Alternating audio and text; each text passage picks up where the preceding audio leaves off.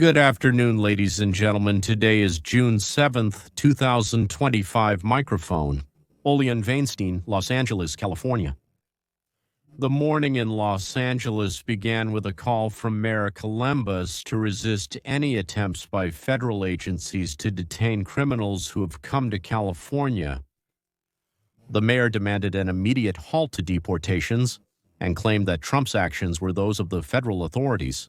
That's why Trump is focused on cleaning up cities from murderers and thieves.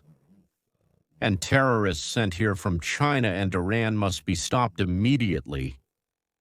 Ms. Bass became mayor because she stood out from the other candidates,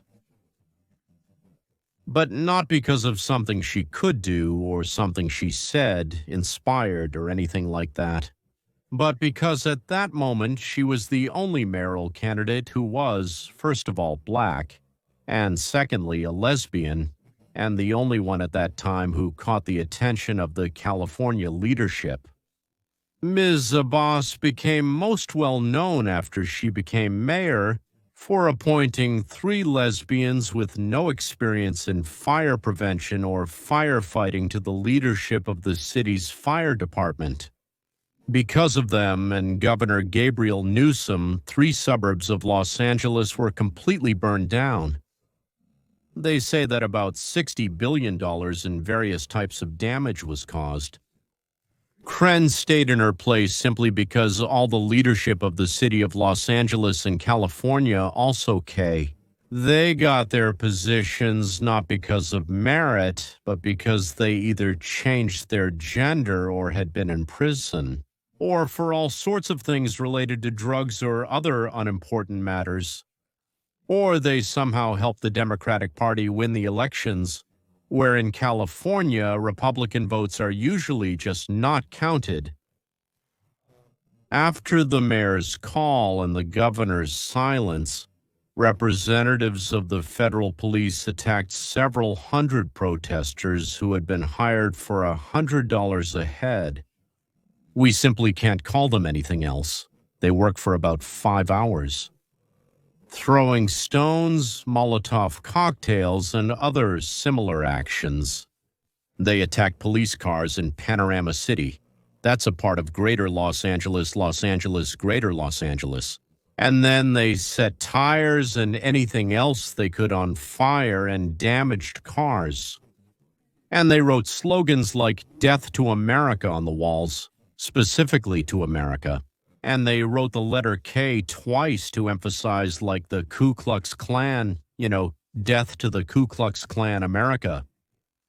And after the mayor's thunderous silence, she spoke again and said that she would not allow any evictions of immigrants from her city, the very people who built this city. Also, in 2 parts of the city, there were some riots. You could feel the guiding hand of the Democratic Party, of course, because all of this was being managed. As night fell, the participants in the riots were brought sandwiches, Coca-Cola, and also new flammable materials. Since the sheriff of Los Angeles either didn't have enough personnel or received orders from the leadership not to interfere with the riots, the National Guard was called in by federal order. The protests are not widespread. The population of the country, and in fact, even the fairly liberal Los Angeles, is strongly opposed to the actions of hooligans who ride motorcycles with, for some reason, Mexican flags waving. Well, that's what you might call it. That's what happened. That's why they're carrying this, and well, they're burning, so to speak, cars and everything else they can set on fire. This is not a mass protest, but an organized riot, which will most likely die out by dawn. Before that, they were seriously fueled by free heroin and marijuana. It was free because donors of the Democratic Party paid for it. And they are given out for free. We have them given out not only to them, but also to the homeless, who are also brought there in an organized way. The homeless don't want to get involved. They don't like it when there's a lot of fire, motorcycles, and so on. They create a crowd, but they themselves don't do anything. They are usually almost all, usually not quite normal guys, completely normal guys. Someone will be caught, someone will be put in jail, someone will be sent away, but so to speak, the rest will go to sleep at dawn with a sense of duty fulfilled.